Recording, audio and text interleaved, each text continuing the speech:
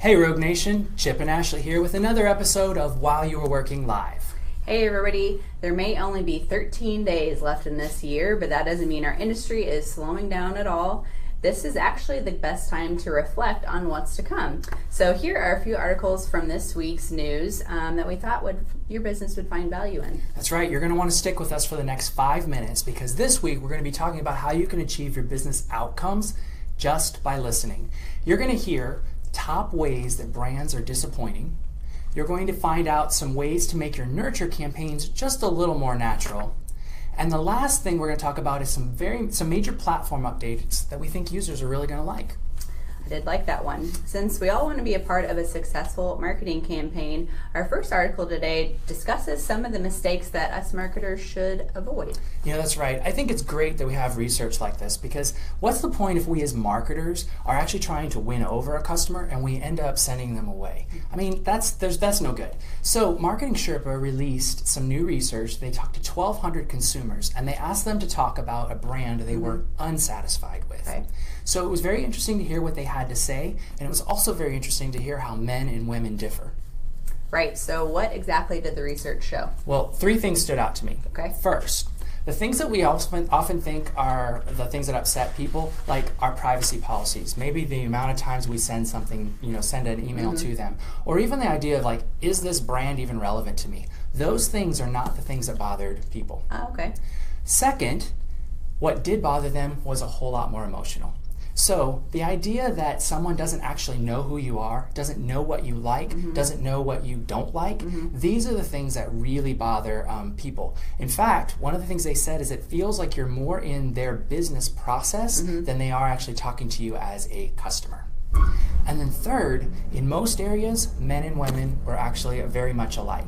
But men actually go and look for negative reviews in a very different place than women. Okay. Men still look at the press and want to see what major publications have to say, etc.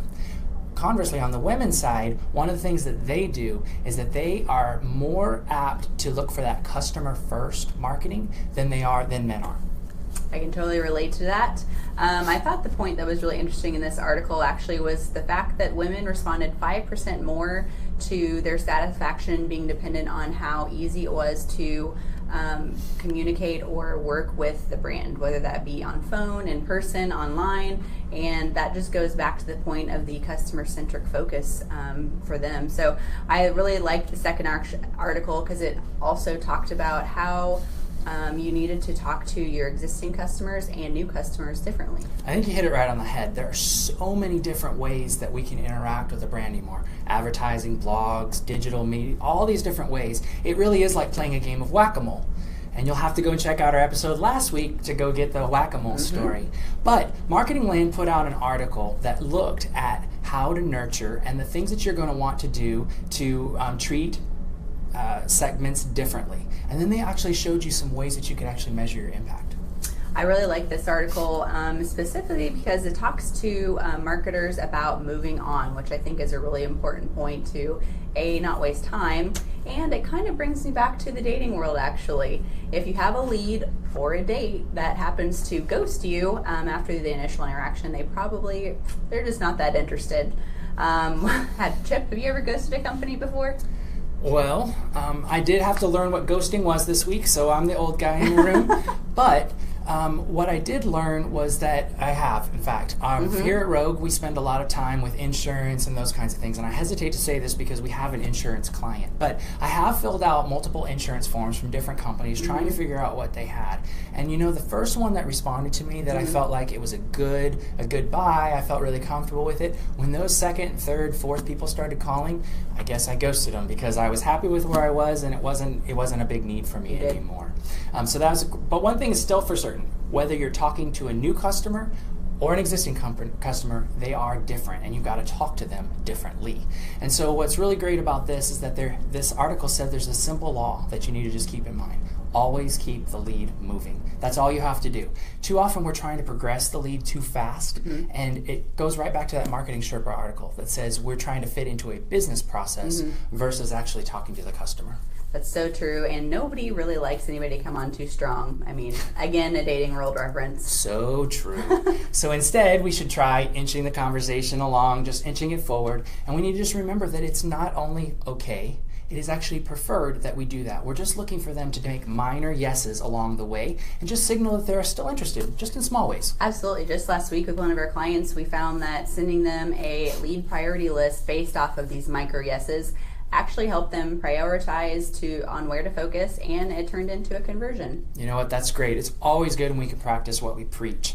You know, our last topic that we want to talk about today actually involves several articles, because what we found is that some of the largest platforms, Snapchat, Facebook, and YouTube, are all doing some very major iterations. They've upgraded their platforms, and they've done something that you might not have heard about, while you were working. I see what you did there. You know, seriously though, we're going to highlight a few of these articles because one thing that they showed is that they are listening.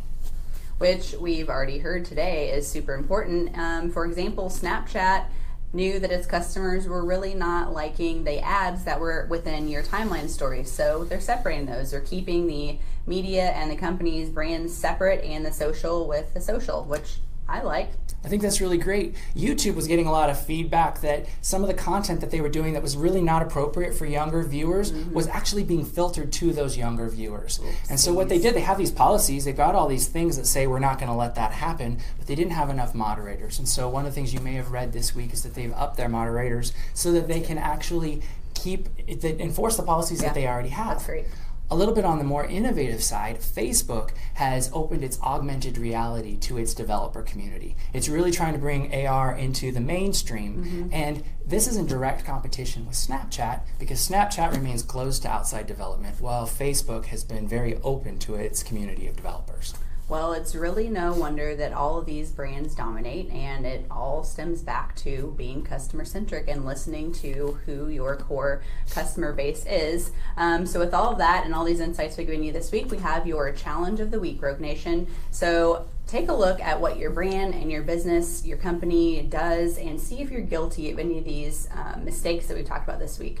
The non-listening, the too many messages, whatever it might be, and just make sure that you are focusing on being customer-centric, especially as we end this year and move into the next. It's a nice time for you to really make a change. You know, we always appreciate you joining us. Thanks so much for joining us today for our episode of While You Were Working, but also thank you for joining us these past few months as we've launched this live video series.